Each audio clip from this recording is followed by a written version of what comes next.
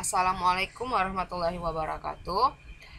Kali ini Umi akan melanjutkan lagi ya mengenai sistem reproduksi pada manusia.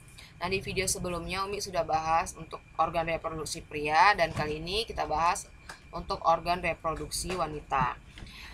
Organ reproduksi wanita merupakan kumpulan organ yang terlibat dalam sistem reproduksi ya. Jadi mulai dari kehamilan sampai melahirkan dan setiap organ punya fungsinya masing-masing. Nah, organ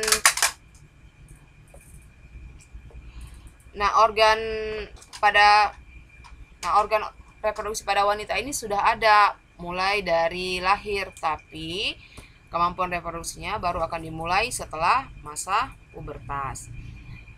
Selanjutnya, untuk organ reproduksi wanita ini terlibat dalam beberapa proses ya, yaitu yang pertama siklus menstruasi, kemudian yang kedua konsepsi, yaitu peristiwa di mana ketika sel telur dibuahi oleh sel sperma ya.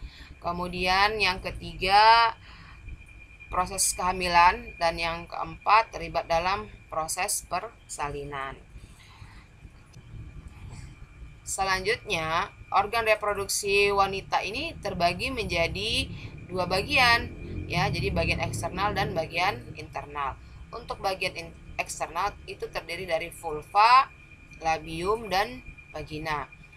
Nah, vulva merupakan celah yang paling luar dari alat kelamin wanita ya, dibatasi oleh sepasang bibir kanan dan kiri, itulah yang disebut dengan labium. Jadi labium kanan dan labium kiri. Nah, kemudian vagina merupakan saluran yang menghubungkan lingkungan luar dengan rahim ya. Jadi vagina ini tersusun atas otot-otot yang elastis ya, dilapisi oleh selaput membran yang disebut dengan selaput darah atau himen. Nah, selain sebagai organ reproduksi, vagina juga berfungsi sebagai aliran menstruasi dan juga jalan lahir bayi. Nah, untuk bagian internalnya terdiri dari ovarium dan saluran kelamin. Oke, kita lihat pada gambar alat reproduksi wanita. Nah, alat reproduksi wanita ini terdiri dari sepasang ovarium. Nah, ovarium terletak di bagian kiri dan kanan dari uterus. Ya, ini uterus, kemudian ovarium itu terletak di samping kiri dan kanannya. Ovarium ini merupakan tempat penghasil sel telur atau ovum. Ya, jadi ovum atau sel telur yang dihasilkan oleh ovarium ini akan menuju uterus atau rahim itu melalui atau melewati tuba Fallopi ya. Jadi ini fungsi tuba Fallopi ini untuk menghubungkan ovarium dan uterus. Nah, di pangkal dari tuba Fallopi ini ada bagian yang bentuknya berjumlah seperti ini. Ini yang disebut dengan infundibulum. Nah, kemudian uterus ya, ini dia. Bentuknya seperti buah pir, kalian boleh lihat nih. Bentuknya seperti buah pir. Nah, fungsi dari uterus atau rahim ini adalah tempat berkembangnya janin ya. Nah, karena dia tempat berkembangnya janin ya, uterus ini dilindungi ya atau dibungkus oleh dinding uterus atau dinding rahim ya. Yang pertama itu disebut dengan endometrium. Jadi ini dinding rahim. Nah, dinding rahim ini terdiri dari 3 bagian. Jadi bagian yang paling dekat dengan uterus ya itu disebut dengan endometrium.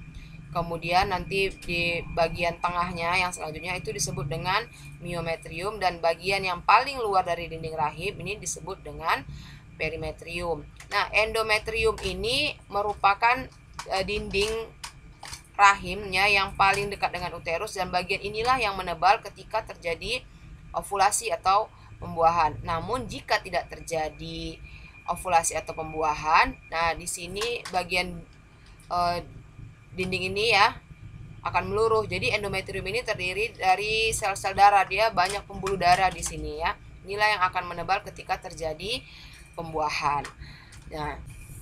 Nah, bagian selanjutnya myometrium ya. Di myometrium ini terdapat banyak otot polos. Nah, otot-otot polos inilah yang akan berkontraksi dan berelaksasi ketika persalinan ya.